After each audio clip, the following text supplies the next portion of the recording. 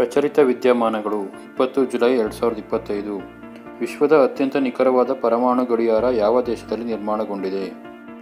ಸರಿಯಾದ ಉತ್ತರ ಅಮೆರಿಕ. ಅಮೆರಿಕದ ವಿಜ್ಞಾನಿಗಳು ಇತಿಹಾಸದಲ್ಲಿಯೇ ಅತ್ಯಂತ ನಿಖರವಾದ ಪರಮಾಣು ಗಡಿಯಾರವನ್ನು ಅಭಿವೃದ್ಧಿಪಡಿಸಿದ್ದಾರೆ. ಪ್ರವಾಸೋದ್ಯಮದ WTTC 2024-25ರ ಗ್ಲೋಬಲ್ ಎಕಾನಮಿ ಪಟ್ಟಿಯಲ್ಲಿ ಭಾರತ ಯಾವ ಸ್ಥಾನವನ್ನು ಪಡೆದುಕೊಂಡಿದೆ? ಸರಿಯಾದ ಉತ್ತರ 8ನೇ ಸ್ಥಾನ.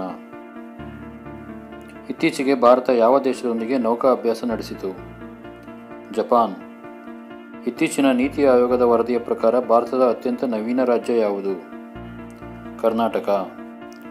ತಂತ್ರಜ್ಞಾನ ಹಾಗೂ ಸ್ಟಾರ್ಟ್ಅಪ್ ಪರಿಸರದ ದೃಢತೆಯಿಂದ ಕರ್ನಾಟಕವು ನವೀನತೆಯಲ್ಲಿ ಮೊದಲ ಸ್ಥಾನದಲ್ಲಿ ಇದೆ. ಭಾರತೀಯ ಗಾಲ್ಫ್ ಪ್ರೀಮಿಯರ್ ಲೀಗ್ IGPLನ ಪ್ರಸ್ತುತ ಬ್ರ್ಯಾಂಡ್ ಅಂಬಾಸಿಡರ್ ಯಾರು? ಯುವರಾಜ್ ಸಿಂಗ್.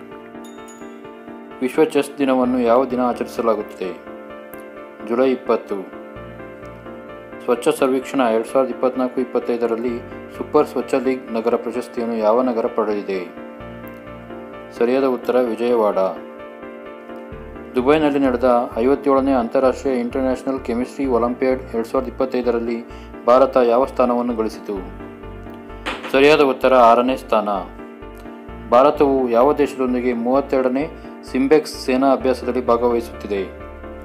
ಸಿಂಗಾಪುರ್.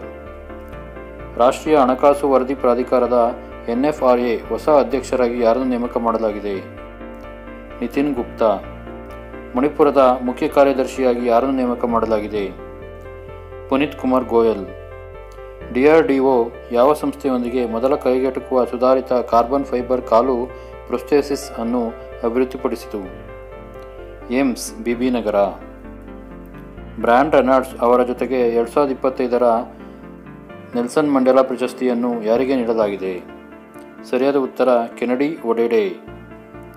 2025ರ ಯುವ ಆಧ್ಯಾತ್ಮಿಕ ಶೃಂಗಸಭೆಯನ್ನು ಯಾವ ನಗರದಲ್ಲಿ ಆಯೋಜಿಸಲಾಗಿತ್ತು? ವಾರಣಾಸಿ. 16 ಮತ್ತು 17 ವರ್ಷದ ಯುವಕರಿಗೆ ಮತದಾನ ಹಕ್ಕು ನೀಡಲು ಯಾವ ದೇಶ ಯೋಜಿಸುತ್ತಿದೆ? ಸರಿಯಾದ ಉತ್ತರ ಕಮೆಂಟ್ ಮಾಡಿ. ಪ್ರತಿದಿನದ ಕರೆಂಟ್ ಅಫೇರ್ಸ್ಗಾಗಿ ಗುಡ್ ಇನ್ಫೋ ಕನ್ನಡ ಚಾನೆಲ್ನ ಲೈಕ್ ಮಾಡಿ, ಶೇರ್ ಮಾಡಿ, ಸಬ್ಸ್ಕ್ರೈಬ್ ಮಾಡಿ. ಧನ್ಯವಾದಗಳು.